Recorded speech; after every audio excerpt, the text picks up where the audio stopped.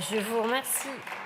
La parole est maintenant à Monsieur Cyril Isaac-Sibille.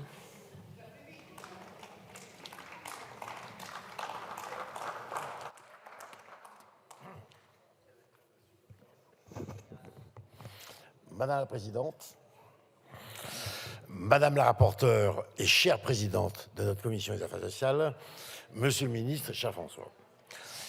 À l'issue de ce nouvel examen de la proposition de loi renforçant l'encadrement des centres de santé, je souhaiterais tout d'abord remercier Madame la rapporteure et présidente de commission pour l'engagement dont elle a fait preuve et la qualité de son travail.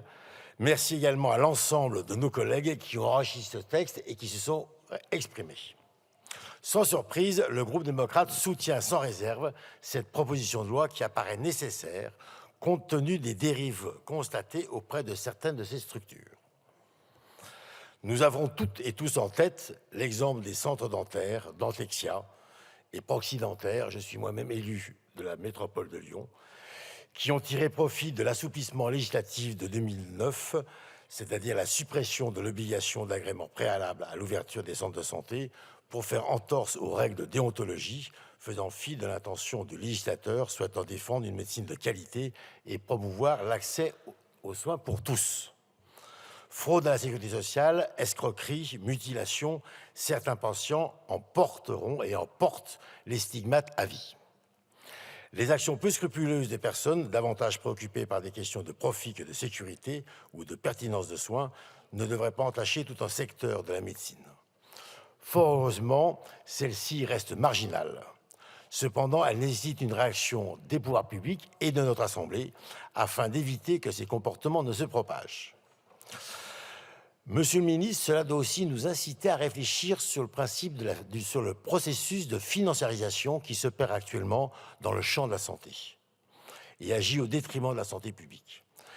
Les professionnels de santé sont d'ailleurs les premiers à dénoncer l'impact de cette financiarisation sur les pratiques et leurs organisations. Bien évidemment, ça va au-delà des centres de santé. Mais j'aimerais effectivement interpeller notre Assemblée par rapport tout d'abord à ce qui a commencé par le rachat des cliniques par des groupes, puis maintenant des fonds de pension. Puis ça a été le tour des regroupements de laboratoires de biologie. Maintenant, on voit que ça concerne des centres de radiologie. Je pense qu'il faut tous nous interroger par rapport à cette financiarisation qui explique l'explosion du nombre de centres de santé au sein duquel les médecins sont salariés.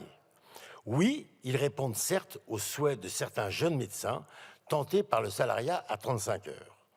Mais ils ne répondent pas forcément à un suivi régulier des patients, ils ne cultivent pas la patientèle de long terme, ils ne répondent pas forcément à une meilleure couverture de l'offre de soins, car ils sont souvent situés dans des zones déjà pourvues en professionnels de santé, dont tout l'intérêt des ARS, qui maintenant devront réguler. Et enfin, ils s'orientent souvent vers des spécialités dont la rentabilité des actes intéresse le financier. Bien évidemment, c'est le cas des soins dentaires ou ophtalmologiques. Cette PPL ne souhaite pas jeter l'opprobre sur ces professionnels de santé mobilisés au quotidien au service de nos concitoyens. Mais il nous faut être intransigeants vis-à-vis de ces gérants peu scrupuleux qui bafouent les droits fondamentaux de nos concitoyens et portent atteinte à la santé physique et psychique de nos concitoyens et au système de santé de manière générale. La régulation et le renforcement des contrôles prévus par cette proposition de loi visent à la fois à protéger les patients et les professionnels de santé exerçant dans ces centres, victimes aussi parfois de pratiques criminelles. La réintroduction de l'agrément préalable à l'ouverture de ces structures, étendues aux centres déjà autorisés à dispenser des soins, est évidemment nécessaire et nous la saluons.